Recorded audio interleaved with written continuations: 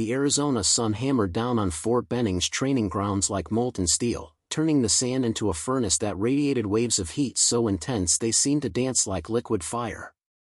Emma Reynolds lay sprawled in the dirt, her mouth filled with the metallic taste of blood, mixed with grit as crimson drops from her split lips stained the dusty ground beneath her.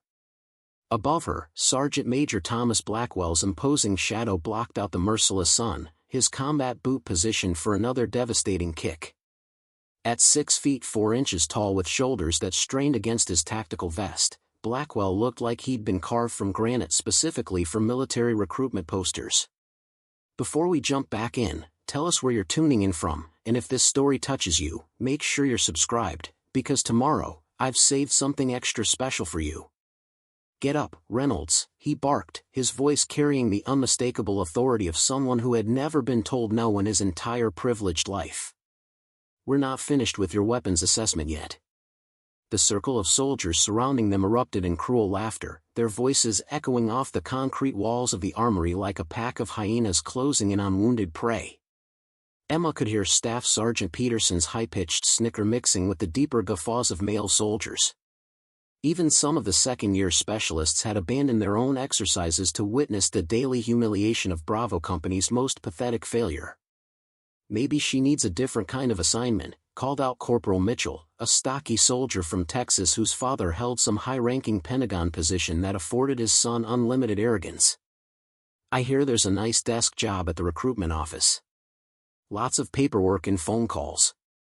More laughter rippled through the crowd as Emma pushed herself up on her elbows, her ribs screaming in protest where Blackwell's boot had connected with surgical precision. She was impossibly small compared to these specimens of military breeding. Barely 5 feet 3 inches and maybe 115 pounds soaking wet. Next to these genetically gifted future officers, she looked like a child playing dress-up in oversized fatigues. "Come on, princess," Blackwell sneered, reaching down to grab her by the collar of her uniform. "Show us those weapon assembly skills they supposedly taught you in. Where was it again? Some community college ROTC program?" As his hand closed around her collar, Emma's body responded with muscle memory that ran deeper than conscious thought. Her right hand twitched toward his wrist, fingers automatically positioning for a grip that would shatter the small bones there. Her left hand started to rise toward the pressure point just below his ear, a strike that would drop him unconscious in seconds. For just one moment, her eyes went completely flat and cold, displaying the dead stare of someone who had killed before and would kill again without the slightest hesitation. Then she caught herself. Emma forced her hands to remain limp, made herself whimper pathetically as Blackwell hauled her to her feet. She stumbled deliberately, playing up the weakness even as every trained instinct screamed at her to end this humiliation with swift, brutal violence. "Pathetic," Blackwell muttered, shoving her backward with enough force to send her tumbling. Emma let herself fall again, landing hard on her tailbone while suppressing the combat reflexes that could have turned the fall into a tactical roll. "I don't know what strings your daddy pulled to get you into special weapons training, but this isn't some participation trophy summer camp. This is where we forge the next generation of America's elite marksmen and armorers." He gestured grandly to the assembled soldiers, most of whom nodded along with his speech like disciples receiving wisdom from their prophet. These weren't ordinary trainees. Special Weapons Division only accepted the absolute best of the best, the children of generals and senators, the future leaders of America's armed forces. Preparing and narrating this story took us a lot of time, so if you are enjoying it, subscribe to our channel, it means a lot to us. Now back to the story. Emma had memorized all their files during her preparation for this mission. Sergeant Major Thomas Blackwell, son of General William Blackwell, decorated veteran of 3 wars and current Joint Chiefs Advisor. Staff Sergeant Jennifer Peterson, daughter of Admiral James Peterson, current head of Naval Intelligence Operations. Corporal Ryan Mitchell, whose father controlled half the defense contracts in the Southwest through his position at the Pentagon. And then there was Emma Reynolds, supposedly the daughter of a small-town sheriff from Oregon here on some kind of diversity scholarship that nobody could quite explain or verify. "You know what I think?" Blackwell continued, circling her like a predator savoring the moment before the kill. "I think you're a mistake, a clerical error. Someone in admissions probably mixed up your file with someone who actually deserves to be here. Emma kept her eyes downcast, playing the role of the defeated victim, but she was cataloging everything with the precision of a trained operative. The way Blackwell favored his left leg, old combat injury, probably from his tour in Syria. The slight tremor in Peterson's hands that suggested stimulant abuse to maintain her perfect marksmanship scores. The expensive watch on Mitchell's wrist that was way beyond any soldier's budget, indicating financial support that raised questions about loyalty. Details that might matter later when her real mission began in earnest. From the corner of her eye, she spotted Master Sergeant Rodriguez watching from the shade of the equipment shed. Master Sergeant Carlos Rodriguez, former Army Ranger with 2 tours in Afghanistan and 1 in Iraq. His dark eyes fixed on her with an intensity that made Emma's skin crawl. Unlike the other instructors who seemed content to let the soldiers police themselves through this brutal hierarchy, Rodriguez was studying her, analyzing her every movement. That level of scrutiny was dangerous for someone trying to maintain deep cover. "Maybe we should help her pack," suggested Peterson, her voice dripping with false sweetness that barely concealed the cruelty underneath. "I'm sure there's a nice desk job somewhere that would be perfect for someone with her limited skill set." The laughter started again, but Emma noticed that not everyone was joining in with the same enthusiasm. Private First Class Martinez, her assigned bunkmate, stood at the edge of the crowd with a troubled expression clouding her features. A few of the other soldiers looked genuinely uncomfortable with the level of cruelty on display. Good. She could work with that kind of decency when the time came. Emma slowly pushed herself to her feet, making sure to wince and favor her left side where she'd taken the hardest hits. She wiped the blood from her lip with the back of her hand, leaving a red smear across her pale skin that would serve as visible evidence of the abuse. "I'm sorry," she whispered, her voice barely audible over the desert wind that carried the scent of sage and diesel fuel from the motor pool. "I'll try harder tomorrow." Blackwell laughed, a sound like breaking glass that sent chills down the spines of even the most hardened soldiers. "Tomorrow? Sweetheart, if you can't handle basic weapons assembly, what makes you think you'll survive advanced armor qualification or ballistic testing or the Barrett Field stripping exam?" Emma met his eyes for just a moment, and something flickered there. A flash of something dark and dangerous that made Blackwell take an involuntary step backward. But then it was gone, replaced by the watery, defeated look of someone who was clearly in over her head. "I just thought. I want to serve my country," she said, her voice cracking with what sounded like genuine emotion. The soldiers exchanged glances, some rolling their eyes at what they perceived as pathetic desperation, but Master Sergeant Rodriguez stepped forward, his boots crunching on the sand with military precision. "All right, show's over," he called out, his voice cutting through the laughter like a blade. "Blackwell, Peterson, Mitchell, you've got weapons maintenance duty. The rest of you hit the showers. Mess hall opens in 30 minutes. As the crowd dispersed, Rodriguez approached Emma with deliberate slowness. She kept her head down, playing the part of the humiliated victim, but she could feel his eyes boring into her like laser beams. "Reynolds," he said quietly, using her cover surname. "A word." Emma's pulse quickened, but she nodded meekly. "Yes, sir." Rodriguez waited until the other soldiers were completely out of earshot before speaking again, his weathered face unreadable as carved stone. "That was quite a fall you took there." "I'm sorry, sir. I know I need to work on my balance." "Balance?" Rodriguez repeated the word slowly, like he was tasting something bitter. "Funny thing about balance, Reynolds. Most people, when they fall, they put their hands out to catch themselves. Natural reflex. But you fell like someone who's been trained to take a hit, like someone who knows how to distribute impact to minimize damage." Emma's blood turned to ice water in her veins, but she kept her expression completely blank. "I don't understand, sir." Rodriguez studied her for a long moment, his weathered face revealing nothing of his thoughts. Finally, he nodded slowly. "Maybe not. But I'll be watching you, Reynolds. Something tells me there's more to you than meets the eye." As he walked away, Emma allowed herself a small, satisfied smile hidden from view. Let him watch. By the time he figured out what he was really looking at, it would be far too late for him or anyone else involved in this conspiracy.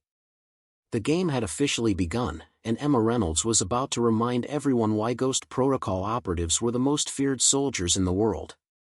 3 weeks had passed since Emma's humiliating introduction to Special Weapons Division, and her reputation as the division's most spectacular failure had only solidified into something approaching legend among the soldiers. During morning physical training, she consistently finished dead last in every run, her small frame apparently unable to keep pace with the genetically gifted specimens around her. In weapons training, she fumbled with rifle assembly so badly that instructor Kim had to demonstrate the same basic procedure 4 separate times. During tactical simulations, she made rookie mistakes that got her entire team killed within minutes of mission start. Reynolds did it again, Peterson whispered loudly during breakfast, making absolutely sure her voice carried across the mess hall like a dinner bell announcing fresh gossip. I heard she actually cried during yesterday's Barrett assembly test. Actually cried, like, tears and everything. The table erupted in snickers and barely suppressed laughter. Emma sat alone at the far end of the hall, mechanically spooning oatmeal into her mouth while staring at her tray with the defeated posture of someone barely hanging on to their last thread of hope. Her shoulders were hunched in defeat, her uniform wrinkled and slightly too large for her frame. To anyone watching, she looked like someone who would wash out within days. What they couldn't see was the micro camera hidden in her collar button, recording every conversation within a 30-foot radius. They had no idea that her clumsy stumble near the officer's table yesterday had allowed her to plant a listening device under their usual seats. And they certainly didn't know that her pathetic performance in armory inventory had given her unsupervised access to the weapons vault for nearly 20 minutes at a time. I actually feel bad for her, Martinez said quietly, glancing over at Emma's isolated table with genuine concern in her voice. Martinez was Emma's bunkmate, a genuinely kind girl from New Mexico whose father was a decorated Marine colonel. Maybe we should, don't, Blackwell cut her off sharply, his voice carrying the authority of someone accustomed to being obeyed without question. The weak don't survive here, Martinez. The sooner Reynolds learns that harsh reality, the better it'll be for everyone involved. He leaned forward conspiratorially. Besides, I heard from a very reliable source that she's not even supposed to be here. Emma's spoon paused halfway to her mouth. This was new information, potentially valuable intelligence that hadn't appeared in any of her briefing materials. What do you mean? Mitchell asked, leaning forward with the eager expression of someone who lived for military gossip. Blackwell glanced around dramatically, ensuring he had everyone's complete attention before continuing in a stage whisper. My father knows someone high up in personnel. Apparently, Reynolds's file just appeared overnight about a month before the training cycle started. No prior military academy applications, no family military history, no marksmanship achievements worth mentioning. Just poof. Suddenly, she's accepted to the most elite weapons division in the entire country. That's impossible, Peterson protested, her voice rising with indignation. The waiting list for special weapons is 2 years long minimum. My father had to call in multiple favors just to get me considered for admission. Exactly my point, Blackwell replied, his voice carrying a note of satisfaction at having insider knowledge. Which means either someone very powerful wanted her here, or someone made a very expensive mistake that's about to be corrected. Emma filed this information away while maintaining her dejected posture. Her insertion into Special Weapons Division had been handled by Ghost Protocol's best forgers and hackers, professionals who could rewrite reality itself when necessary. But apparently, their work hadn't been quite perfect enough to fool everyone who mattered. That was definitely concerning and would need to be reported to her handlers immediately. The conversation was interrupted by the sharp blast of the morning assembly whistle. Soldiers began filing out of the mess hall toward the parade grounds for their daily inspection and briefing, but Emma deliberately lagged behind, pretending to struggle with organizing her tray and personal items. As the hall emptied of witnesses, she made her move with practiced precision. The kitchen staff was busy preparing for lunch service, giving Emma a clear path to the service corridors that ran beneath the main building like a hidden circulatory system. She had memorized the division's blueprints during her mission preparation, including the sections that weren't included on any official architectural plans. Special Weapons Division had been built on the site of a Cold War-era research facility, and some of the old infrastructure remained intact, providing perfect routes for someone who needed to move unseen. Moving with practiced silence that came from years of specialized training, Emma slipped through a maintenance door and into the tunnel system. Here, away from cameras and witnesses, her entire demeanor changed instantly. The hunched shoulders straightened into perfect military posture. The uncertain gait became fluid and predatory. The lost little girl vanished completely, replaced by something far more dangerous. She had exactly 43 minutes before her absence would be noticed and reported. Emma's first destination was the administration building's sub-basement. The main server room hummed behind reinforced doors. The security here was military-grade. Biometric scanners, motion detectors, pressure-sensitive floors, designed to detect even the slightest unauthorized presence. For a normal intruder, penetration would be absolutely impossible. Emma wasn't normal by any definition of the word. She produced a small device from a hidden pocket in her uniform, a piece of technology that officially didn't exist in any government inventory. The biometric scanner read her fingerprints as belonging to Colonel Elizabeth Hawthorne, the division's head of information systems. The device had cost Ghost Protocol 3 months of surveillance and a carefully orchestrated accident that had allowed them to lift Hawthorne's prints from her coffee cup. Inside the server room, Emma worked with mechanical precision. She wasn't here to steal data that would leave traces that could be detected during routine security sweeps. Instead, she was installing monitoring software that would piggyback on the division's own systems, completely invisible to standard detection protocols. Every email, every file transfer, every database query would now be automatically copied to a secure server farm in Virginia. 28 minutes remaining. Her next target was Colonel Harrison's office, 3 floors up and protected by an entirely different set of security measures. Emma moved through the building's ventilation system like a ghost, her small size allowing her to navigate spaces that would be impossible for larger operatives. She had performed this kind of infiltration dozens of times before in places far more dangerous than a military training facility. Harrison's office was a treasure trove of classified information. Personnel files, training schedules, communication logs with Pentagon officials. Emma photographed everything with a camera no bigger than a shirt button, her movements economical and absolutely silent. But it was what she discovered in Harrison's personal safe that made her blood run cold: financial records, bank transfers, payments to offshore accounts that had no legitimate explanation whatsoever. Colonel Harrison, the decorated war hero and division commander, was selling secrets to someone. But to whom? And more importantly, how deep did this corruption run through the division's command structure? 15 minutes remaining.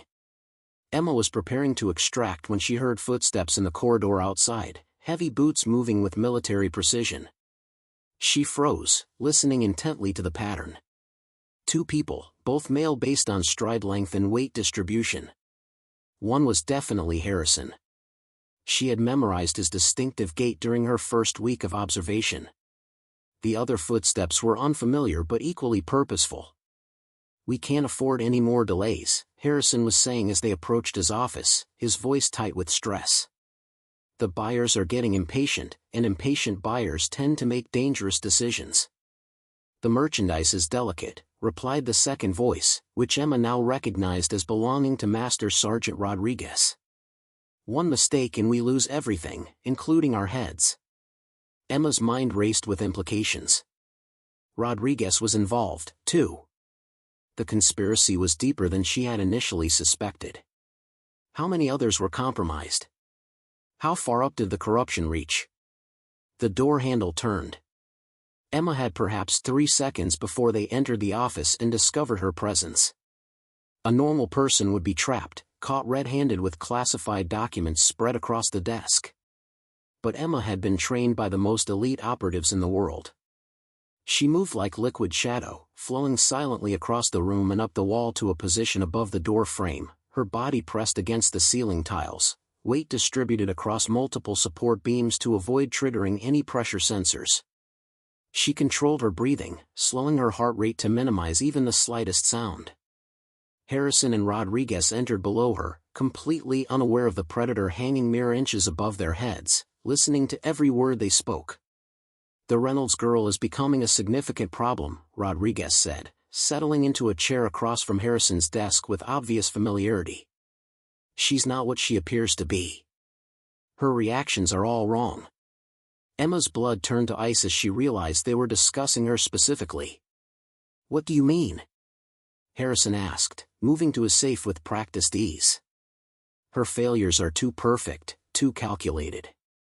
And today, during weapons training, I saw something that bothered me considerably." Rodriguez leaned forward, his voice dropping to barely above a whisper. "When Blackwell grabbed her, she started to move into a defensive position I've only seen described in classified Special Forces manuals. Then she caught herself and played the victim." Harrison paused, his hand frozen on the safe door. "You think she's military intelligence?" "I think she's something much worse than standard military intelligence," Rodriguez replied grimly. "The way she moves when she thinks no one is watching. I've seen that kind of training before. Black operations, deep cover specialists, elite assassination units." His voice dropped even further. "What if she's here investigating us specifically?" The two men stared at each other for a long tension-filled moment. Finally, Harrison spoke with deadly calm. "Then we eliminate the problem tonight. Permanently." Emma remained perfectly still as they discussed the specific details of her planned murder. They would make it look like an accident, a training mishap perhaps, or a suicide brought on by the overwhelming stress of military life. Rodriguez knew the perfect location, an abandoned section of the obstacle course where accident victims had been discovered before. After they left, Emma dropped silently to the floor, her mind already shifting into combat mode. Her cover was blown, but she had learned something invaluable in return. The corruption at Special Weapons Division wasn't just about selling military secrets to foreign governments. It was about selling something they called merchandise, something delicate and valuable enough to kill for without hesitation. She had to get word to her handlers immediately. But first, she had to survive the night and the professional killers who would be hunting her. As Emma slipped back through the ventilation system, she allowed herself a cold, predatory smile. Harrison and Rodriguez thought they were hunting a frightened little girl who had stumbled into something beyond her understanding. They had no idea. They had just declared war on a ghost who specialized in making people disappear forever. The abandoned east wing of Fort Benning stood like a monument to forgotten wars, its concrete walls scarred by decades of desert wind and institutional neglect. Built during the height of the Cold War as a fallout shelter and classified research facility, it had been officially sealed off after a structural collapse in the 1990s that killed 2 maintenance workers. Officially, it was off-limits to all personnel without specific authorization. Unofficially, it was the perfect place to dispose of problems that required permanent solutions. Emma moved through the darkened corridors at 11:47 p.m. Her military-grade night vision goggles turned the pitch-black maze into a green-tinted landscape of shadows and deadly angles. She had been here for nearly 20 minutes, setting her trap with the methodical precision of someone who had orchestrated similar scenarios dozens of times before. Pressure plates hidden under loose floorboards. Trip wires connected to military-grade flashbang grenades. A dozen different ways to kill or incapacitate anyone foolish enough to come hunting for her in this concrete tomb. But as she crouched behind a collapsed section of wall, checking her watch for the 3rd time in 2 minutes, Emma knew something was fundamentally wrong with the situation. Harrison and Rodriguez should have arrived by now, according to the timeline she had overheard. Their plan had been brutally simple: lure her here with a fake emergency message supposedly from Martinez, then stage a tragic accident in the structurally unstable building. Clean, untraceable, tragic. Instead, she heard footsteps approaching from 3 different directions simultaneously. Emma's blood chilled as she recognized the tactical formation. This wasn't a simple murder carried out by 2 corrupt officials. This was a coordinated military operation being executed by trained professionals. Through her encrypted earpiece, she could hear whispered communications between at least 6 different operators moving through the building with textbook precision.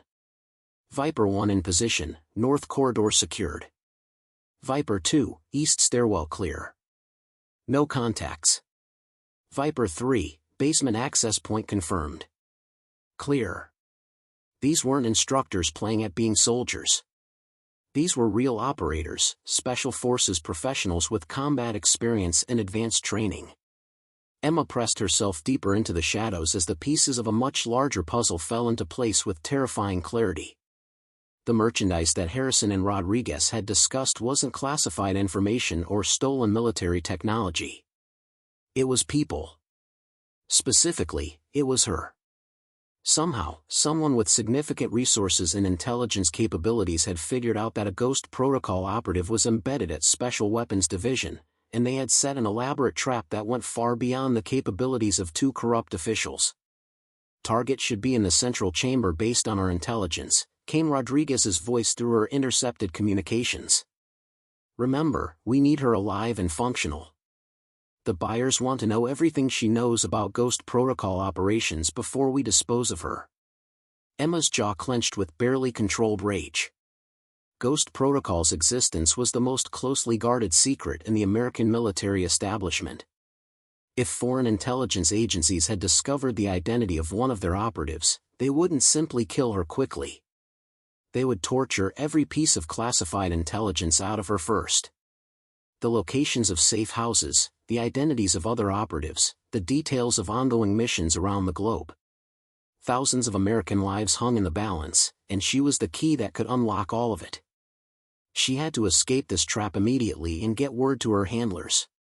Every second she remained here increased the danger to her fellow operatives. Emma began moving toward the south exit, the one route that appeared clear of hostile forces according to her surveillance. But as she rounded a corner with practiced stealth, she found herself face to face with Sergeant Major Blackwell.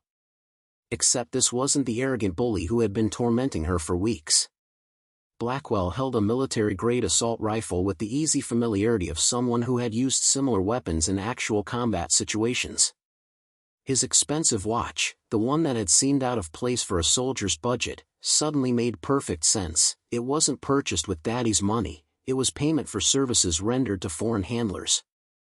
The Division Star Soldier was a foreign intelligence asset, probably embedded for years. "Hello, Emma," Blackwell said softly, his weapon trained on her center mass with professional competence. Or should I say Lieutenant Reynolds of Ghost Protocol. Emma kept her hands clearly visible, her posture non-threatening, despite every combat instinct screaming at her to strike first and ask questions later. "I don't know what you're talking about, Blackwell." Blackwell laughed, but there was no humor in the sound, only cold professionalism. The helpless little girl act was genuinely impressive. "I'll give you that much credit. You had me completely fooled for weeks.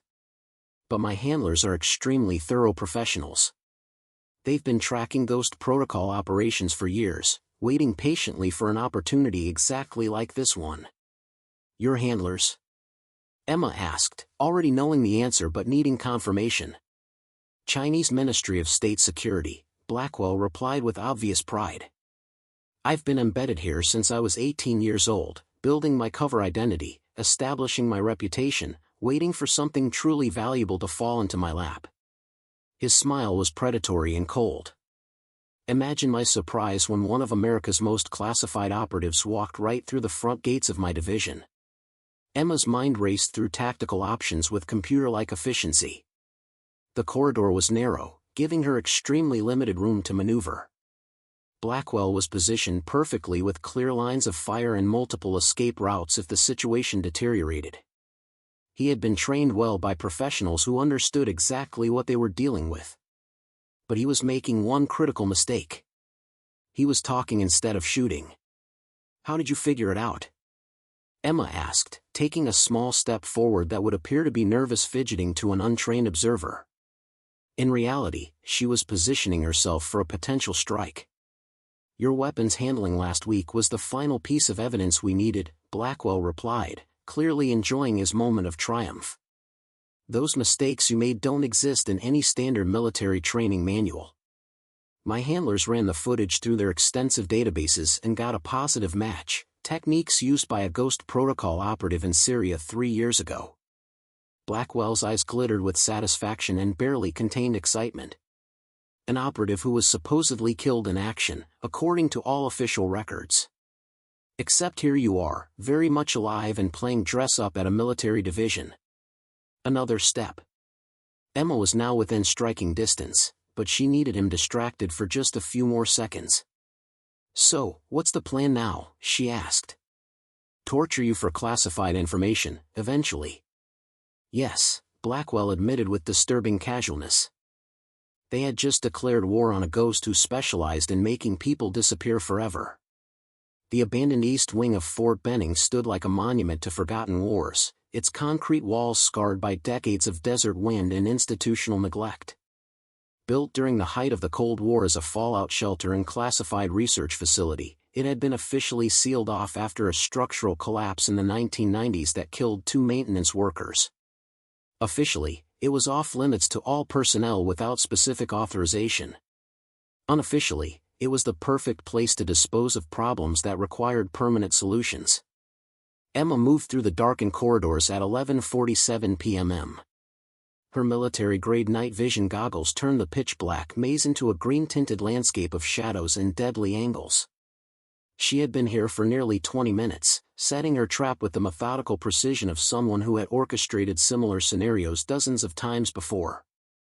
Pressure plates hidden under loose floorboards. Trip wires connected to military-grade flashbang grenades. A dozen different ways to kill or incapacitate anyone foolish enough to come hunting for her in this concrete tomb. But as she crouched behind a collapsed section of wall, checking her watch for the 3rd time in 2 minutes, Emma knew something was fundamentally wrong with the situation. Harrison and Rodriguez should have arrived by now, according to the timeline she had overheard. Their plan had been brutally simple: lure her here with a fake emergency message supposedly from Martinez, then stage a tragic accident in the structurally unstable building. Clean, untraceable, tragic. Instead, she heard footsteps approaching from 3 different directions simultaneously. Emma's blood chilled as she recognized the tactical formation. This wasn't a simple murder carried out by 2 corrupt officials. This was a coordinated military operation being executed by trained professionals. Through her encrypted earpiece, she could hear whispered communications between at least 6 different operators moving through the building with textbook precision. Viper 1 in position, north corridor secured. Viper 2, east stairwell clear. No contacts. Viper 3, basement access point confirmed. Clear. These weren't instructors playing at being soldiers. These were real operators, special forces professionals with combat experience and advanced training. Emma pressed herself deeper into the shadows as the pieces of a much larger puzzle fell into place with terrifying clarity. The merchandise that Harrison and Rodriguez had discussed wasn't classified information or stolen military technology. It was people. Specifically, it was her. Somehow, someone with significant resources and intelligence capabilities had figured out that a Ghost Protocol operative was embedded at Special Weapons Division, and they had set an elaborate trap that went far beyond the capabilities of 2 corrupt officials.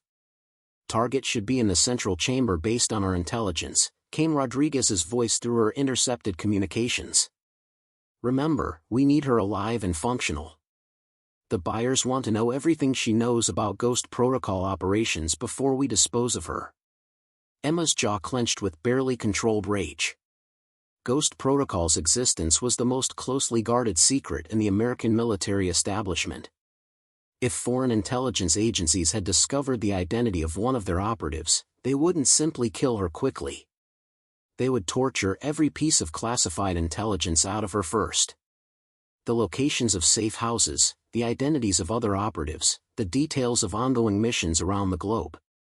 Thousands of American lives hung in the balance, and she was the key that could unlock all of it. She had to escape this trap immediately and get word to her handlers.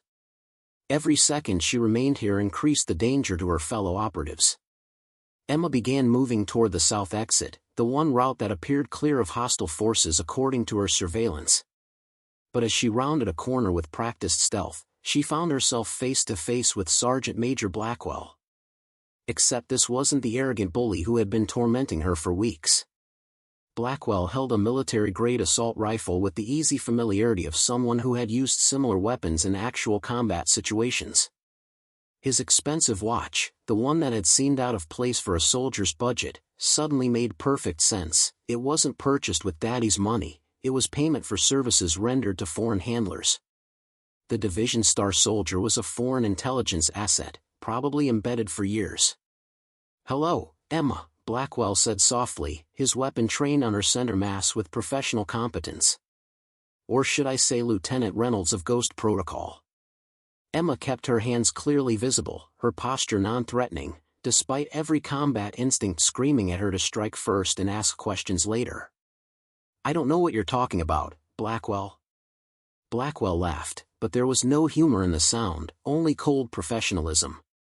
The helpless little girl act was genuinely impressive. "I'll give you that much credit. You had me completely fooled for weeks. But my handlers are extremely thorough professionals.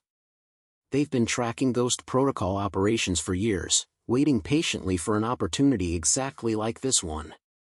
"Your handlers?" Emma asked, already knowing the answer but needing confirmation.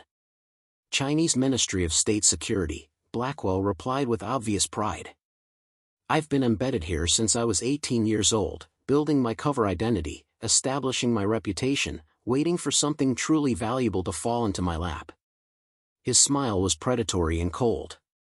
"Imagine my surprise when one of America's most classified operatives walked right through the front gates of my division." Emma's mind raced through tactical options with computer-like efficiency. The corridor was narrow, giving her extremely limited room to maneuver. Blackwell was positioned perfectly with clear lines of fire and multiple escape routes if the situation deteriorated. He had been trained well by professionals who understood exactly what they were dealing with. But he was making one critical mistake. He was talking instead of shooting. "How did you figure it out?"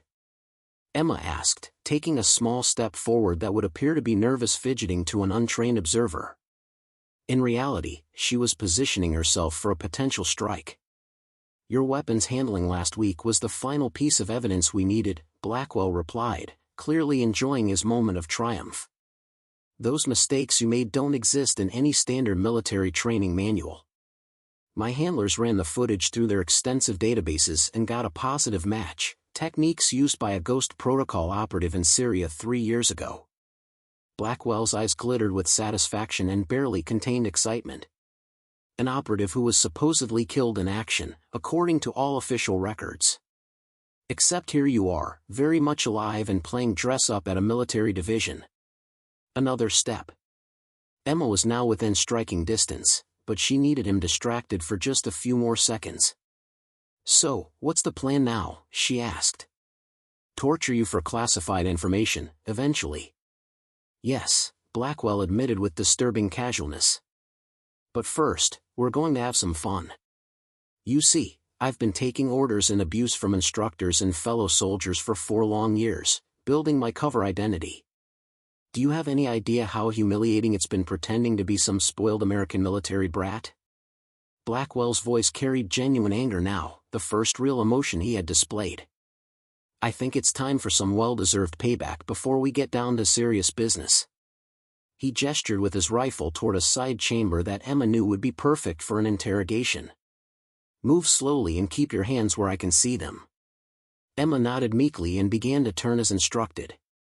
Then exploded into motion with blindingly devastating speed. Her left hand swept upward to deflect the rifle barrel while her right hand drove toward Blackwell's throat in a strike designed to crush his windpipe. But Blackwell was faster and better trained than she had anticipated. Professionals who knew exactly what Ghost Protocol operatives were capable of had prepared him for this exact scenario. He twisted away from her strike with fluid grace and brought the rifle but around toward her head in a counterattack that would have killed a normal person. Emma ducked under the blow and drove her knee toward his solar plexus, but Blackwell caught her leg and used her own momentum to slam her against the concrete wall with bone-jarring force. Stars exploded across her vision as her head connected with the rough surface, and she tasted blood where she had bitten her tongue. "Not bad at all," Blackwell panted, pressing the rifle barrel against her neck with enough pressure to restrict her breathing. "But I've been training specifically to fight Ghost Protocol operatives for 2 years. My handlers showed me hours of footage demonstrating your techniques, your preferred strikes, your tactical weaknesses." Emma tasted more blood where she had bitten through her tongue, but she managed to speak. "Weaknesses? You're too small, too light for sustained combat," Blackwell explained with clinical detachment. "In a straight fight against someone with equal training but superior size, you lose every single time. The only reason Ghost Protocol operatives are effective is surprise and superior equipment. Take those advantages away, and you're just another soldier." Emma met his eyes and smiled, blood staining her teeth red in a grin that would have terrified anyone with sense. "You're absolutely right about one thing, Blackwell," she said conversationally. "In a straight fight, I would lose eventually." Blackwell frowned, sensing something wrong in her tone and body language. "Good thing I never fight fair," Emma added. The explosion came from the pressure plate Emma had triggered when she stepped into the corridor, not the one under her feet, but the one she had positioned exactly 3 steps behind Blackwell's current position, timed to detonate precisely 90 seconds after activation. The blast wasn't designed to kill, just to disorient and create the chaos she needed to turn the tables. Blackwell spun toward the sound, his professional training taking over, and Emma struck with lethal precision. Her hand found the nerve cluster at the base of his neck, a pressure point that would paralyze his right arm for several minutes. As his rifle clattered to the floor, Emma's other hand drove into his kidney with surgical accuracy. Blackwell dropped to his knees, gasping in pain and shock as Emma retrieved his weapon and checked the chamber, fully loaded with military-grade ammunition. Definitely not standard division equipment. "You made another critical mistake," Emma said conversationally, keeping the rifle trained on Blackwell as he struggled to breathe. "You assumed I was here alone." Blackwell looked up at her with confusion and growing fear clouding his features.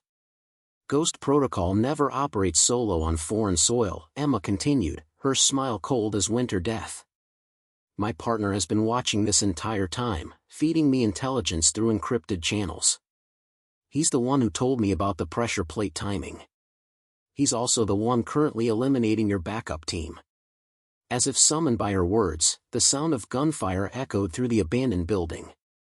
Short, controlled bursts followed by ominous silence. Professional work executed with mechanical precision.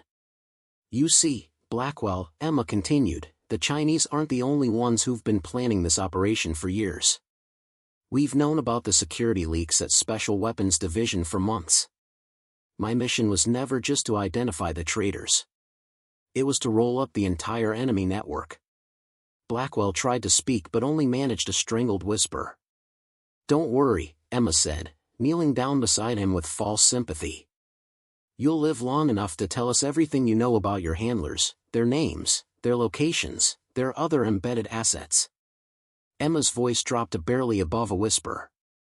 "Because here's something you should understand about Ghost Protocol operatives, Blackwell. We don't just kill people. We make them disappear so completely that their own mothers forget they ever existed." The gunfire had stopped completely. In the distance, Emma could hear footsteps approaching, measured, professional, familiar.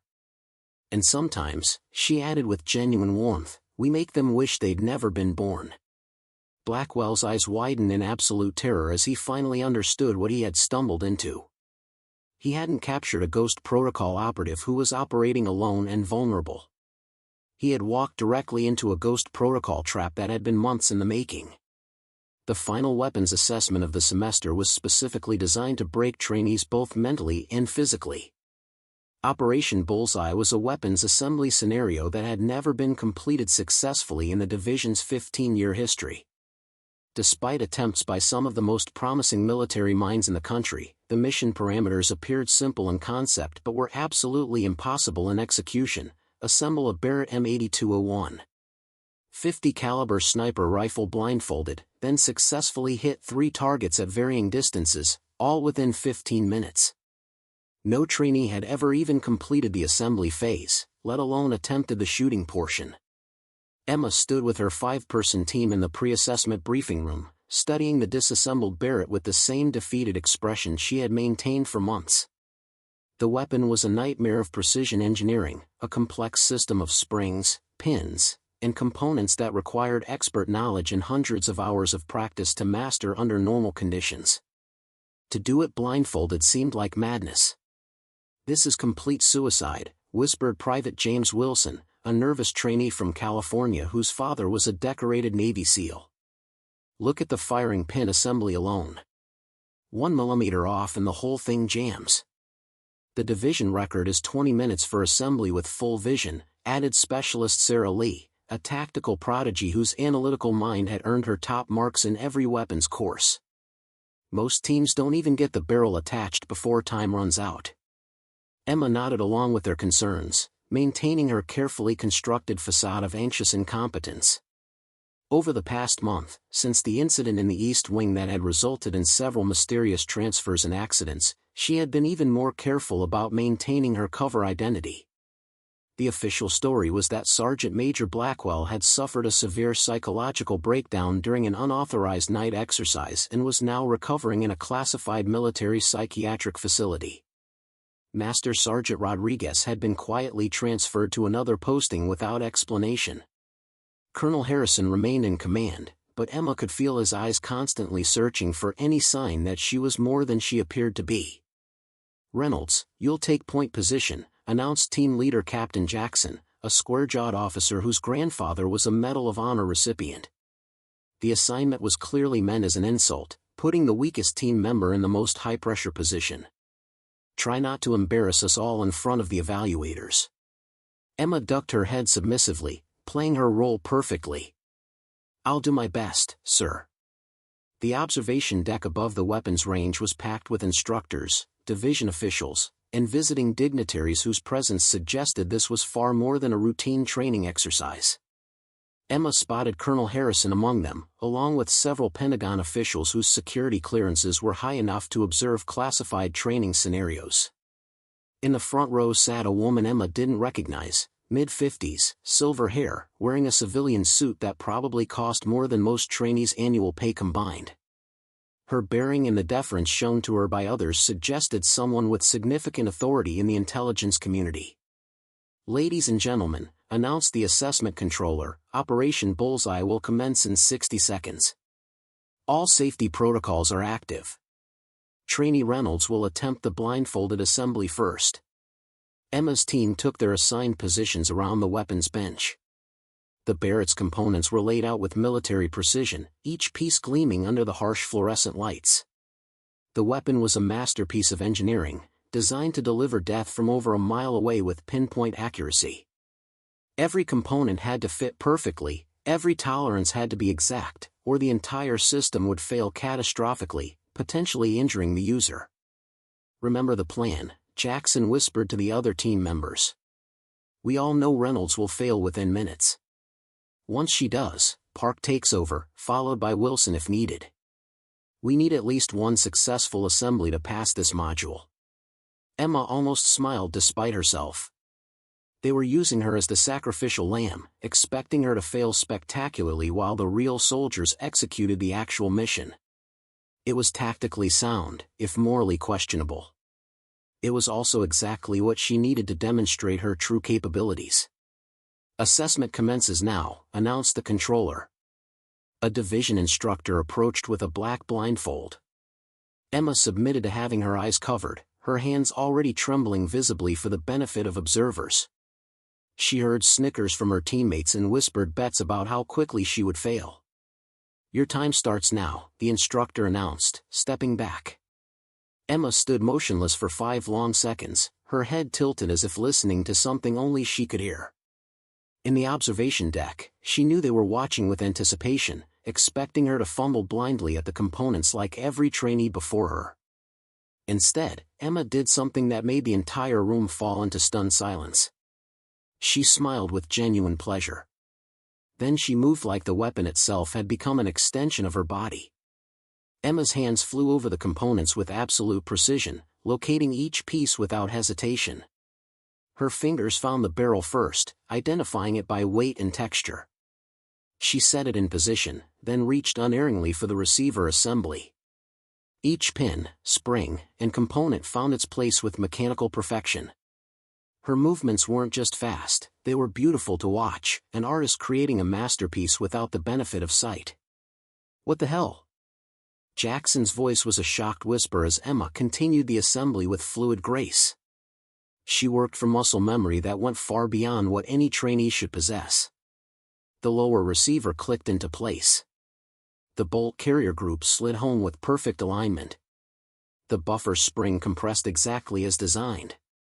She installed the firing mechanism with such delicacy and precision that the clicks of each tiny component locking into position echoed through the suddenly silent room. "That's not humanly possible," someone whispered in the observation deck. When Emma reached for the scope mount, her hands didn't hesitate or search, they went directly to the exact location where it lay, as if she could see through the blindfold. She secured it with practiced fingers, tightening each screw to precisely the right tension without the aid of tools. "Reynolds, what are you doing?" Jackson's voice was panicked now, his carefully planned assessment falling apart. "That's not the way we practiced." Emma ignored him completely. She was no longer following their amateur techniques developed by trainees playing at being soldiers. She was assembling with the skills of a professional weapons specialist who had done this hundreds of times under far more stressful conditions, in the pitch black of night, in sandstorms, under enemy fire. 3 minutes and 42 seconds after she began, Emma lifted the fully assembled Barrett M8201, checked the chamber blindfolded, and announced, "Weapon assembled. Ready for firing assessment." The room was so quiet you could hear the electronic hum of the fluorescent lights. The controller's voice, when it finally came, was thick with disbelief. Please remove your blindfold for inspection." Emma pulled off the blindfold and blinked in the harsh light. The Barrett in her hands was assembled perfectly, every component aligned, every pin secured, every tolerance exact. The weapon wasn't just functional, it was assembled with the kind of precision that weapons engineers would approve. Colonel Harrison stepped forward from the observation deck, his face unreadable as he personally inspected the rifle. After a thorough examination, he looked at Emma with an expression that mixed suspicion and something that might have been respect. "The weapon appears to be correctly assembled," he announced. "Proceed to the firing portion." Emma moved to the shooting position with calm confidence that was completely at odds with her usual demeanor. The targets were set at 400, 800, and 1,200 meters, challenging distances even for experienced snipers. She loaded the massive .50 caliber rounds with practiced ease, settled into position, and adjusted the scope with small, precise movements. 3 targets, 3 shots, the controller announced. "Beginning now." Emma took a deep breath, let half of it out, and gently squeezed the trigger. The Barrett roared, its massive recoil absorbed perfectly by her small frame, a technique that took years to master. Before anyone could react, she had already reacquired her sight picture and fired again. Then a third time in rapid succession. When the range officer checked the targets, his report came back with stunned disbelief: 3 hits. All center mass. The silence in the room was absolute. Emma Reynolds, the division's biggest failure, had just accomplished something that seasoned Special Forces operators would find challenging. In the observation deck, the woman in the expensive suit leaned forward and spoke quietly to Colonel Harrison. "Colonel, I think we need to have a very serious conversation about Private Reynolds." Harrison nodded slowly, his face grim with the weight of terrible knowledge. "Yes, ma'am. I believe we do." Emma looked up at the observation deck and gave a small, innocent wave that fooled absolutely no one who mattered. The helpless little girl was gone forever, replaced by something far more dangerous. The mask had finally slipped completely, and there was no putting it back on. The real game was about to begin, and Emma Reynolds was ready to play for keeps. The silence in Colonel Harrison's office was suffocating, thick with tension that seemed to press against the walls like a living thing. Emma sat in the leather chair across from his desk, her hands folded neatly in her lap, maintaining the posture of a confused trainee who had absolutely no idea why she had been summoned for this private meeting. But the atmosphere in the room was electric, crackling between them like a live wire carrying enough voltage to kill. Harrison hadn't spoken for 3 full minutes. He simply stared at her with the intensity of a predator studying prey, his weathered face a mask of barely controlled emotion. On his desk lay a thick manila folder marked with classification stamps that Emma recognized, the kind that meant people disappeared for even knowing such documents existed.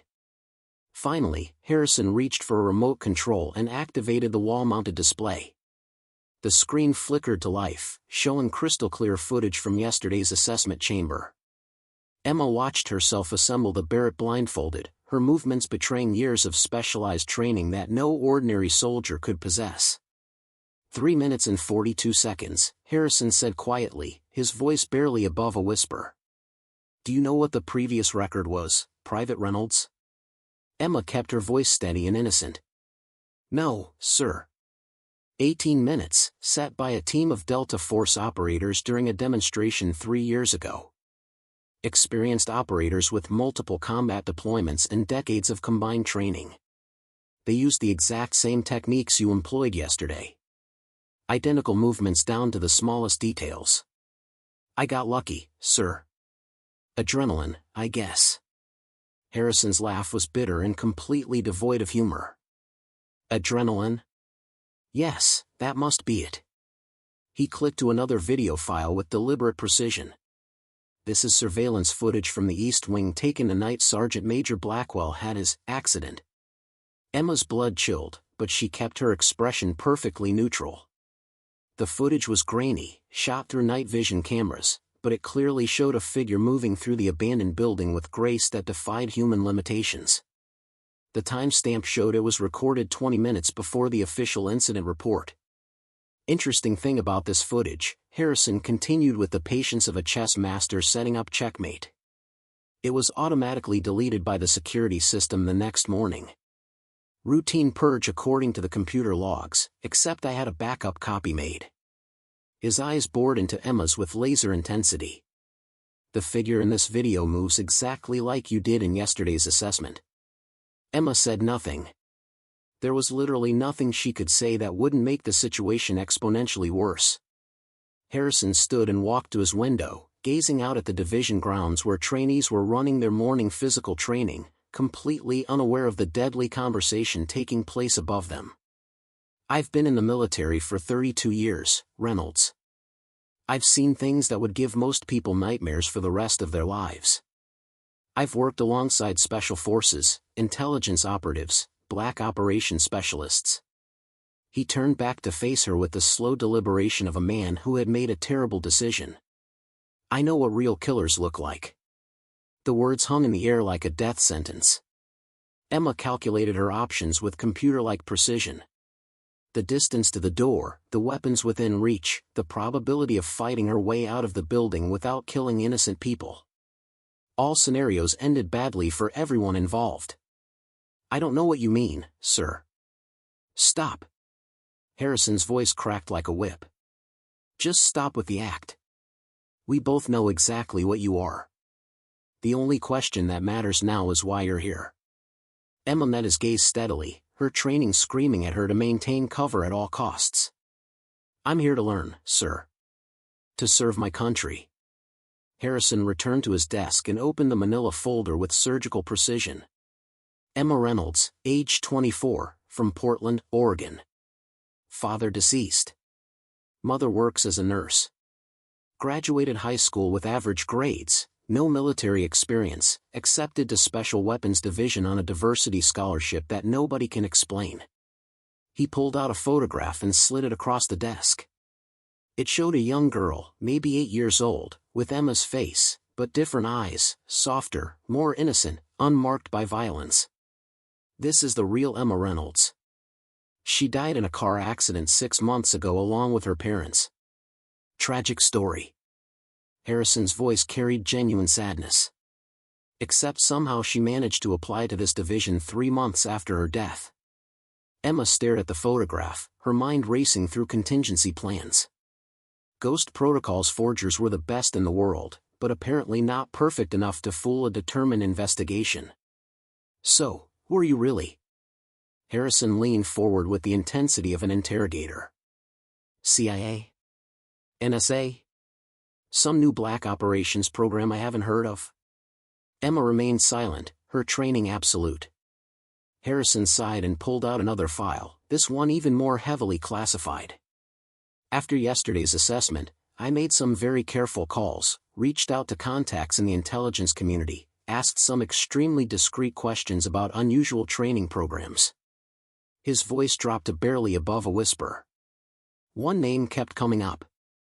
A program so classified that most people in the government think it's a myth. Emma's heart stopped beating for a full second. Ghost Protocol. The words seemed to echo in the small office like a gunshot. Harrison watched Emma's face with microscopic attention, looking for any reaction that would confirm his suspicions. She gave him absolutely nothing. Officially, Ghost Protocol doesn't exist, Harrison continued with the relentless logic of a prosecutor building a case. No budget line items, no personnel records, no operational reports anywhere in the system. But unofficially, it's rumored to be the most elite special operations unit in the world. Operatives trained from childhood, given resources and authority that would make the president nervous. He stood again, pacing behind his desk like a caged animal. The stories are incredible, if you believe them. Ghost Protocol operatives who can infiltrate any facility, eliminate any target, disappear without a trace. Ghosts who serve America's interests in ways that can never be officially acknowledged. Emma's training screamed at her to maintain cover, to deny everything, to play the confused trainee until the very end. But something in Harrison's voice made her pause, something that sounded almost like respect rather than accusation. The woman in the observation deck yesterday, Emma said quietly, speaking for the first time without her cover persona. Who is she? Harrison's eyes widened slightly. It was the first time Emma had acknowledged knowing more than she should. Deputy Director Sarah Vance, Defense Intelligence Agency. She's been tracking unusual activities at military divisions across the country for the past year. Security breaches, personnel disappearances, training accidents that don't quite add up. Harrison sat back down heavily. She thinks there's a coordinated effort to compromise our military training system. Emma processed this information with professional detachment. And you think I'm part of that effort? No. Harrison's answer was immediate and certain. I think you're here to stop it. The admission hung between them like a bridge that neither was sure they should cross. The night Blackwell was injured, Harrison continued carefully, 3 other trainees disappeared from the division. Officially, they transferred to other units for personal reasons. Unofficially, they vanished without a trace. No forwarding addresses, no contact with family members, no digital footprints. Emma's jaw tightened imperceptibly. She had known about Blackwell and Rodriguez, but not about other missing trainees. Then there are the financial irregularities, Harrison continued, opening his desk drawer. Equipment purchases that don't match inventory records. Communication systems with capabilities far beyond what a training division needs. Training scenarios that seem designed to identify and recruit specific types of soldiers. He pulled out a small device, a listening bug, the exact same type Emma had planted weeks ago. I found this in my office yesterday morning. Military-grade surveillance equipment, the kind that costs more than most people's cars. He set it on the desk between them like evidence in a trial. The interesting thing is, it wasn't transmitting to any foreign intelligence service. It was sending data to a server farm in Virginia that officially doesn't exist. Emma stared at the device, her mind reeling, her own surveillance equipment turned against her. So, here's what I think happened, Harrison said, leaning back in his chair with the confidence of someone who had solved a complex puzzle. Ghost Protocol discovered that Special Weapons Division was compromised by foreign intelligence. They needed someone on the inside, someone who could investigate without raising suspicion. So they sent their best operative, gave her a perfect cover identity, and let her play the part of a failing trainee while she gathered intelligence. Emma said nothing, but her silence was answer enough. The question is, Harrison continued, what happens now? Because Deputy Director Vance is extremely interested in meeting with you, and I suspect your handlers are equally interested in extracting you before that meeting can happen. Emma finally spoke, her voice barely above a whisper. What do you want, Colonel? Harrison smiled for the first time since she had entered his office. I want to help, because whatever conspiracy you've uncovered, whatever threat you're here to neutralize, it's bigger than just selling secrets to foreign governments. It's about something that threatens the very foundation of our military. Harrison walked to a wall safe Emma hadn't noticed before. Inside were files, photographs, and what appeared to be financial records that painted a picture of systematic corruption.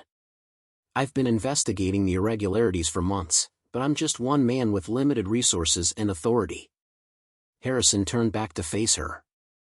You, on the other hand, have the backing of the most powerful intelligence organization in the world. He returned to his desk with the evidence. I think it's time we pooled our resources and ended this threat permanently. Emma studied his face with the intensity of someone whose life depended on reading people correctly. Her training told her this could be an elaborate trap, a sophisticated setup designed to expose her mission and compromise Ghost Protocol. But her instincts, honed by years of reading people in life-or-death situations, told her something different. Colonel Harrison was telling the truth. If I were hypothetically part of such an organization, Emma said carefully, what would you want in return for your cooperation? Justice, Harrison replied immediately. For the trainees who've disappeared, for the secrets that have been sold, for the trust that's been betrayed. I want the people responsible to pay for what they've done. Emma nodded slowly. And if that justice came in a form that could never be officially acknowledged? Harrison's smile was grim and determined. Then I suppose I'd have to live with the satisfaction of knowing that sometimes the good guys win. Emma made her decision with the cold calculation that had kept her alive through dozens of missions. Colonel, she said, dropping her cover accent completely, I think we need to have a very different kind of conversation. Yes, Harrison agreed with obvious relief. I believe we do. Outside the office window, the division continued its daily routine, completely unaware that the balance of power had just shifted dramatically. The hunter had found an unexpected ally, and the hunted were about to discover that their prey had developed very sharp teeth. The real war was about to begin, and Emma Reynolds was ready to show everyone what Ghost Protocol operatives were truly capable of when the gloves came off. The secure conference room in the division's basement had been swept for surveillance devices 3 times in the past hour by military technicians with the highest security clearances. Colonel Harrison sat across from Emma while Deputy Director Sarah Vance observed from the head of the table with the intensity of someone evaluating a potentially explosive situation. The fluorescent lights cast harsh shadows across their faces, giving the meeting the atmosphere of a war council planning for a decisive battle. Emma had abandoned her trainee uniform for civilian clothes, dark jeans, a black sweater, and boots that looked ordinary but contained enough hidden weapons to outfit a small strike team. Without the baggy military fatigues, her true physique was visible, lean muscle, perfect posture, and the kind of controlled stillness that marked a professional operator. Let's start with the basics, Vance said, her voice crisp and authoritative. Your real name, rank, and operational designation. Emma met her gaze steadily. Lieutenant Emma Reynolds, Ghost Protocol, Operational Designation Shadow 9. Vance nodded as if this confirmed intelligence she had already suspected. And your mission parameters? Infiltrate Special Weapons Division under deep cover.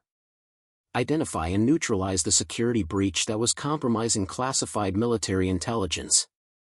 Gather evidence of foreign infiltration and eliminate all hostile assets permanently.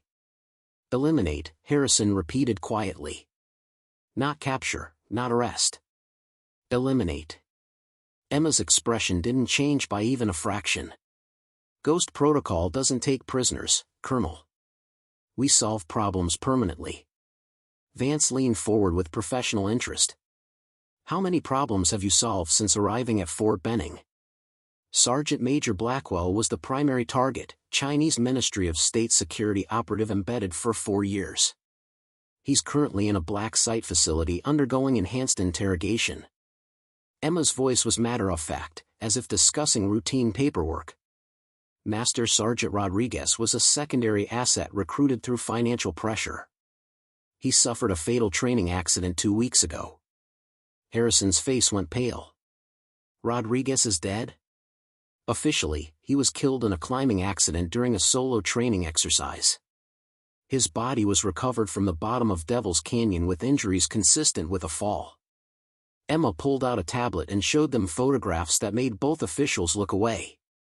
Unofficially, he was terminated after providing intelligence about the broader conspiracy. The images showed Rodriguez's broken body at the base of a cliff, but Emma's clinical description made it clear this was no accident. Jesus Christ, Harrison whispered. You're talking about murder. I'm talking about national security, Emma replied with ice-cold professionalism. Rodriguez was selling the identities of undercover intelligence operatives to foreign governments. 3 CIA assets in Eastern Europe were killed because of information he provided. A Navy SEAL team in Syria was ambushed because he leaked their operational plans. Her eyes blazed with controlled fury. How many American lives is his worth, Colonel? Vance held up a hand before Harrison could respond. What about the other missing trainees? Emma's expression darkened considerably. That's where things become complicated. Blackwell and Rodriguez were foot soldiers in a much larger operation. The real conspiracy involves something called Project Artemis. She activated the room's holographic display showing a complex organizational chart with dozens of names and connections that painted a picture of systematic infiltration. Project Artemis is a long-term infiltration program run jointly by Chinese and Russian intelligence services. The goal is to place assets in key positions throughout the American military and intelligence communities, not just spies, but actual sleeper agents who will spend decades building their covers before activation. The chart showed connections between military divisions, defense contractors, and government agencies across the entire country. Special Weapons Division was chosen as a primary recruitment center because of its elite status. Graduates go on to command positions in every branch of the military. If you can compromise them during their formative years, you own them for life. Harrison studied the chart with growing horror. How many divisions are compromised? 17 that we know of, possibly more. Emma highlighted several nodes on the display. The missing trainees weren't kidnapped. They were recruited, offered money, blackmail material on their families, or ideological conversion. Some volunteered willingly. Vance's jaw tightened with barely controlled rage. Where are they now? Dead, mostly. Once they provided the intelligence their handlers needed, they became liabilities that had to be eliminated. A few were relocated to China or Russia with new identities. But most were killed to prevent exposure. The room fell silent as the implications sank in. This wasn't just espionage. It was systematic infiltration on a scale that threatened the entire military structure of the United States. How long has this been going on? Harrison asked. Project Artemis began 15 years ago, shortly after Special Weapons Division was founded. The timing wasn't coincidental. Emma brought up architectural plans of the division. The division was specifically designed to be compromised from the very beginning. She highlighted specific areas of the building. Look at the communication systems, the computer networks, the security protocols. Everything was built with back doors that allow external access. The implications were staggering. The server room you thought was secure? It's been transmitting copies of every file to Beijing since day one. The psychological evaluation protocols used to screen trainees? They're designed to identify potential assets and vulnerabilities. Even the curriculum has been modified to normalize certain types of moral flexibility. Vance leaned back in her chair, her face grim. You're telling me that Special Weapons Division is essentially a foreign intelligence operation disguised as an American military school? Not just Special Weapons Division. The entire network of elite military training facilities has been compromised to varying degrees. We're looking at the systematic corruption of America's future military leadership. Harrison stood and began pacing like a caged animal. This is impossible. The oversight, the inspections, the background checks. How could something this massive go undetected for 15 years? Emma's smile was cold as Arctic wind. Because the people doing the oversight are part of the conspiracy. The organizational chart expanded to show connections reaching into the highest levels of the Pentagon and intelligence community. General William Blackwell, Sergeant Major Blackwell's father. His position on the Joint Chiefs has been feeding information to Chinese handlers for years in exchange for his son's advancement. Admiral James Peterson, Staff Sergeant Peterson's father. He's been providing classified naval intelligence while using his influence to place compromised officers on key vessels. Lieutenant General Mitchell. His Pentagon connections have given the conspiracy access to procurement contracts worth billions. The beauty of Project Artemis is its scope, Emma continued. It's not just about stealing secrets. It's about shaping policy, influencing decisions, and gradually steering American military doctrine in directions that benefit our enemies. Vance was studying the chart with the intensity of someone trying to memorize every detail. How did Ghost Protocol discover this? We didn't, initially. We were investigating a series of seemingly unrelated security breaches across multiple agencies. It took 3 years of analysis to identify the pattern and trace it back to the military training system. Emma pulled up another file. The breakthrough came when we realized that every compromised operation had at least one participant who was a graduate of an elite military division. She showed them a timeline of intelligence failures over the past decade, each one connected to division graduates in key positions. Once we identified the pattern, we began placing operatives in divisions to investigate from the inside. I'm the 7th agent assigned to Special Weapons Division. The previous 6 were all discovered and eliminated. Harrison stopped pacing. Eliminated how? Training accidents mostly. 1 suicide, 2 car crashes, 1 drowning during a water exercise. All very convincing. All completely untraceable. Emma's voice carried a note of professional respect for her enemy's competence. Whoever is running this operation knows how to clean up loose ends. But you survived, Vance observed. Because I changed the rules of engagement. Instead of trying to maintain perfect cover while investigating, I let them discover me, but only partially. They knew I was more than I appeared, but they didn't know exactly how much more. That gave me the tactical advantage I needed to turn the tables. Emma brought up surveillance footage from the East Wing confrontation. When they tried to eliminate me, I was ready. I used their own trap against them, captured Blackwell alive, and extracted the intelligence I needed to map the entire network. The footage showed Emma moving through the abandoned building like a predator, systematically eliminating the team sent to kill her. The interrogation of Sergeant Major Blackwell provided the final pieces of the puzzle: names, locations, operational procedures, financial networks, everything we needed to roll up the entire conspiracy. Vance leaned forward. So, what's the plan? Mass arrests? Public exposure? Emma shook her head. Public exposure would cause a panic and potentially compromise other ongoing operations. Mass arrests would alert the foreign handlers and allow them to activate sleeper agents we haven't identified yet. She brought up a new display showing a complex operational timeline. Ghost Protocol prefers a more surgical approach. Over the next 6 months, every compromised individual will suffer an unfortunate accident. Car crashes, heart attacks, training mishaps, suicides brought on by personal problems. Nothing that can be traced back to us. Nothing that will alert the enemy network. Harrison stared at her in horror. You're talking about assassinating dozens of people, American citizens, military officers. I'm talking about removing traitors who have sold out their country for money. Emma's voice was ice cold. These people have caused the deaths of American soldiers, compromised national security, and betrayed everything they swore to protect. They deserve no mercy. But the legal system can't handle this, Vance interrupted. The evidence is largely classified. The scope is too large for conventional prosecution, and the damage to public confidence would be catastrophic. Sometimes justice has to be served in the shadows. Emma nodded.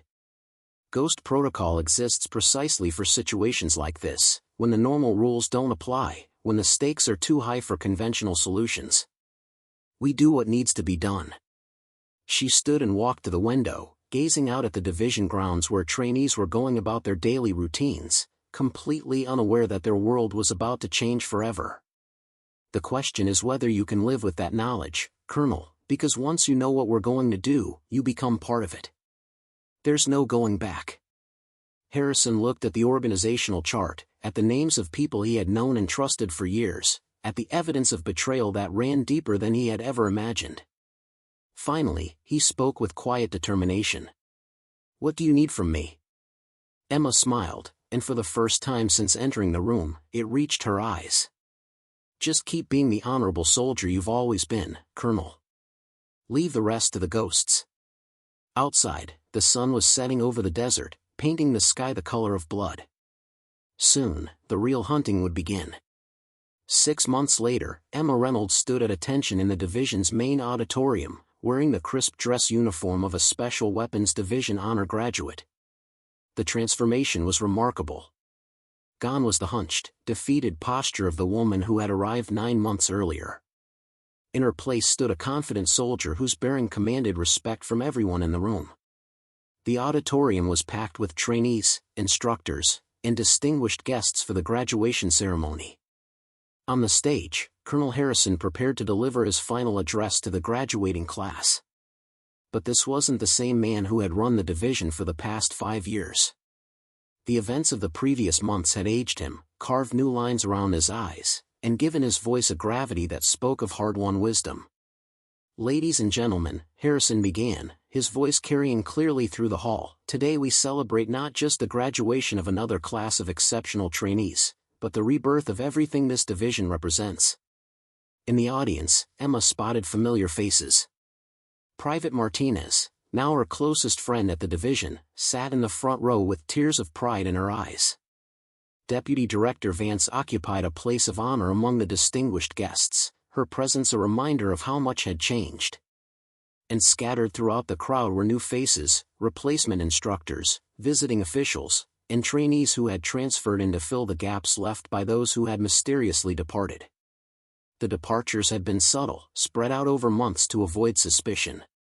Staff Sergeant Peterson had been killed in a car accident during Christmas break, a tragic collision with a drunk driver who himself died in the crash. Corporal Mitchell had committed suicide, apparently overwhelmed by academic pressure and family expectations. General Blackwell had died in a helicopter crash during a routine inspection flight, mechanical failure, according to the investigation. Admiral Peterson had suffered a heart attack in his Pentagon office, brought on by a rare toxin that mimicked the effects of cardiac stress. The beauty of Ghost Protocol's work was its invisibility. To the outside world, these were simply tragic coincidences, the kind of random misfortunes that befell even the most powerful people. Only a handful of individuals knew the truth, that America's most elite operatives had systematically dismantled a foreign intelligence network that had taken 15 years to build. "This year has tested us in ways we never expected," Harrison continued. "We have faced challenges that forced us to examine our values, our loyalties, and our commitment to the principles that define American military service." Emma's mind drifted to the night 3 months ago when the last of the conspirators had been eliminated. Deputy Secretary Wagner had been found dead in his study, an apparent suicide brought on by a corruption scandal that had mysteriously come to light. The man who had been Project Artemis's American controller for over a decade was gone, along with his entire network of traitors and foreign assets. "But from these challenges, we've emerged stronger," Harrison said, his eyes finding Emma in the crowd. "We have learned that true strength comes not from the absence of adversity, but from how we respond when our principles are tested." The ceremony continued with the presentation of awards and honors. Emma watched as her former tormentors, those who had survived the purge, received their commissions and assignments. Their attitudes toward her had changed dramatically once her true capabilities became known. The mockery had been replaced by a mixture of respect and fear that followed her wherever she went. Private Wilson, who had once whispered about her failures, now sought her advice on tactical problems. Specialist Lee, the analytical prodigy, had become one of Emma's most devoted admirers after witnessing her strategic thinking in advanced weapons simulations. Even Captain Jackson, the former team leader who had used her as bait, now deferred to her judgment in combat exercises. The graduating class of Special Weapons Division represents the future of American military excellence, Harrison announced. These young men and women will carry forward the values of honor, courage, and integrity that define our armed forces. Emma almost smiled at the irony.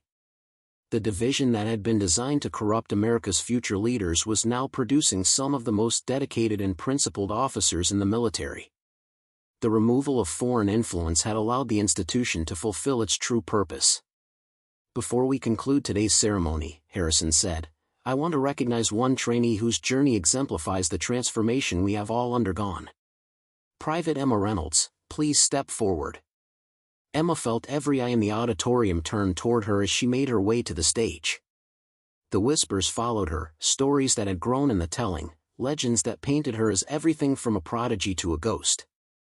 The truth, as always, was more complex than the myths.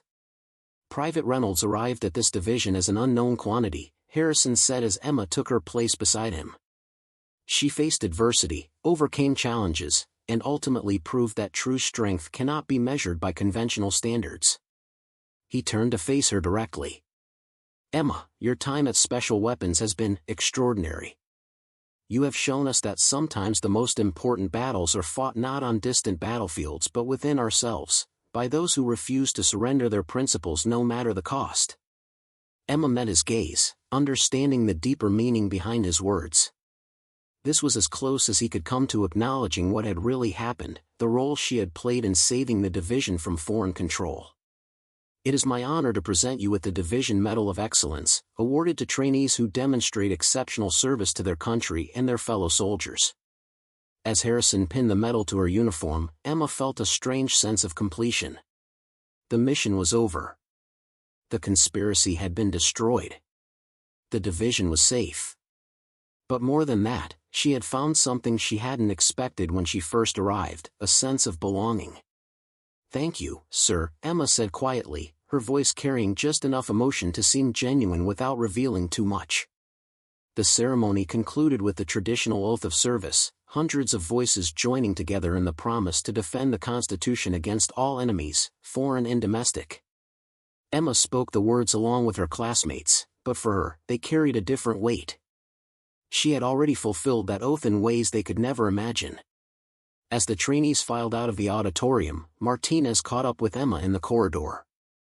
I can't believe it's over, Martinez said, her eyes bright with excitement about her upcoming assignment to Fort Bragg. It feels like just yesterday you were getting beaten up by Blackwell. Emma smiled, remembering the woman who had arrived at Special Weapons Division 9 months ago. That feels like a lifetime ago. You know, I never did figure out what happened to Blackwell, Martinez continued. One day he was here, the next day he was gone.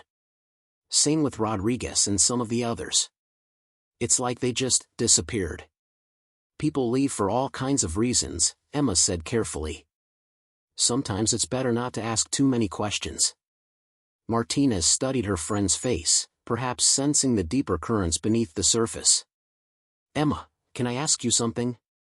Of course. That day in the Barrett assessment, when you did what you did, that wasn't luck, was it? That wasn't adrenaline or beginner's luck or any of the explanations people gave. Emma considered her answer carefully. What do you think? I think, Martinez said slowly, that you're not who you pretend to be. I think you came here for a reason that had nothing to do with getting a military education.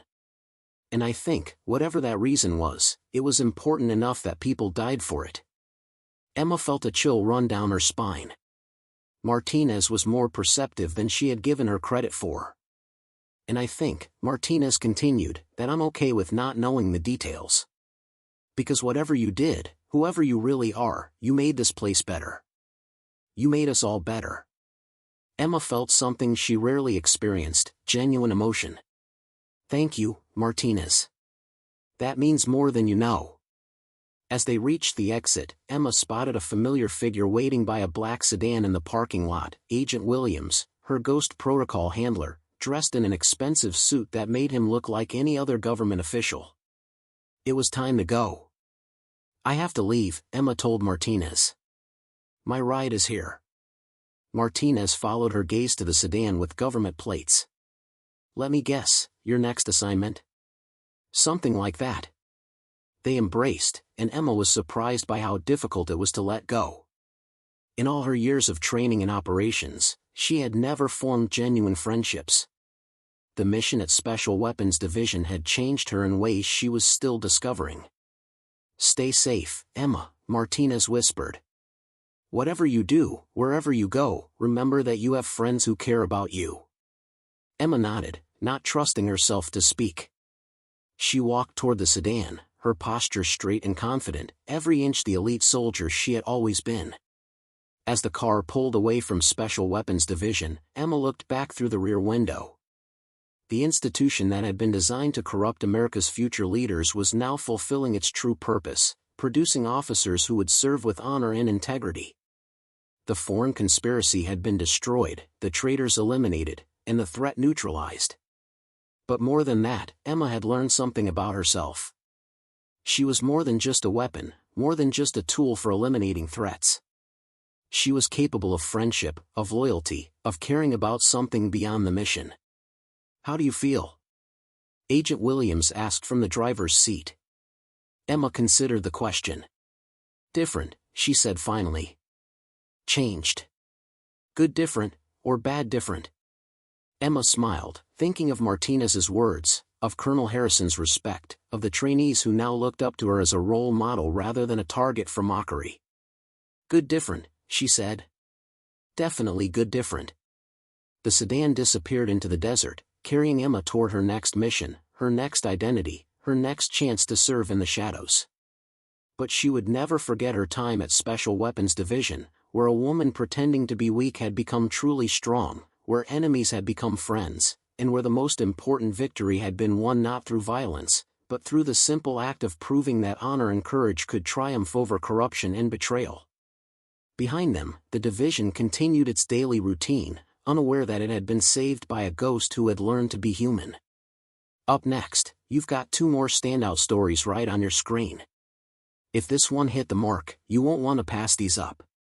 Just click and check them out. And don't forget to subscribe and turn on the notification bell so you don't miss any upload from us.